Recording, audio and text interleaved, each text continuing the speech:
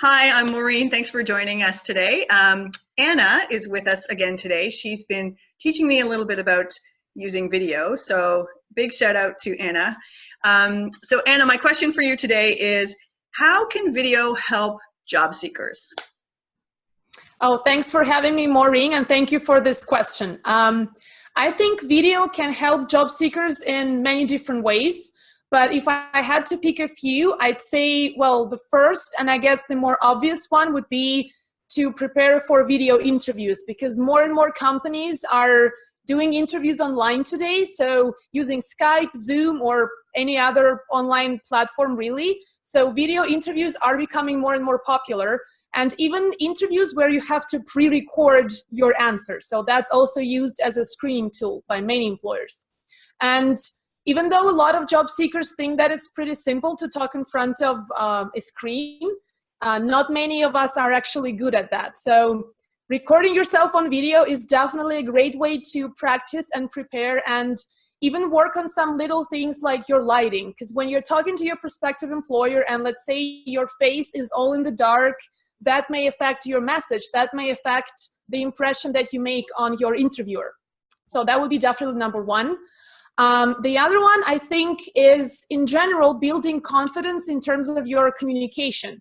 Because I've been doing videos for quite a while, as you know, and it helped me a lot to work on how I word my message. So when you're recording videos, you see certain things, you see yourself from the outside. That's definitely number one. So you see your body language, you notice certain facial expressions that you may not have thought about before.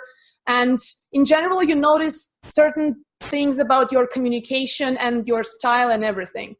But even in terms of how quickly you can make a point, and that's also very important in a job interview because you want to make your point quick. You don't want to catch yourself thinking, oh my God, how did I get that far from the initial question? How do I get back? So for that, I think video is also a great way to help you formulate your messaging more eloquently and in the most concise way possible, I guess. Your point about practicing in advance, I think, is a really, really good one. I noticed myself yesterday, I was on a Zoom call with my professional association, and they sent back the recording, and my use of the word was way higher than I ever imagined. So that's a great tip, and I totally agree. So my follow-up question is, what are some of the obstacles to creating video? So a lot of people have a little bit of anxiety towards it. How do you help them? I think the biggest point is people in general dreading to watch themselves on videos because you always strive for, to make things perfect. You want to look good. You want to look confident. And that's not going to happen with your first trial. Like, I can totally testify to that. That's just not going to happen on your first run. But the good news is that, well, there's editing. So if you're actually recording videos, there is an option to do a few trials and then choose different pieces that are the best ones or that help you make your point in the most effective way. And then you just put them together and trim the rest. So it's not that hard to do, and you can master. There are different programs for doing that, and it's actually not that hard, and you don't need to invest a lot of time.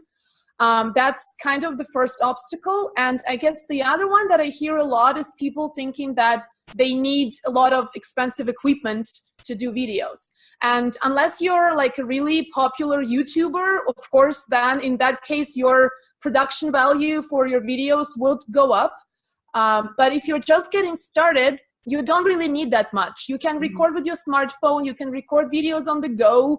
It's just a matter of getting started. And equipment is not really an excuse for that because nowadays you can see a lot of, even on LinkedIn, you see a lot of videos where people are just doing things on the go, even while driving, although I think it's really hard, but people do that.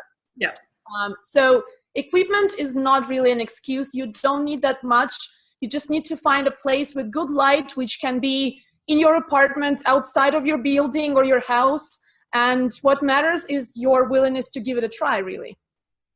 Those are some really great tips, especially for us newbies. So thank you so much, Anna. For those of you that are watching, if you've got any comments, please drop them below, and we'll look forward to seeing you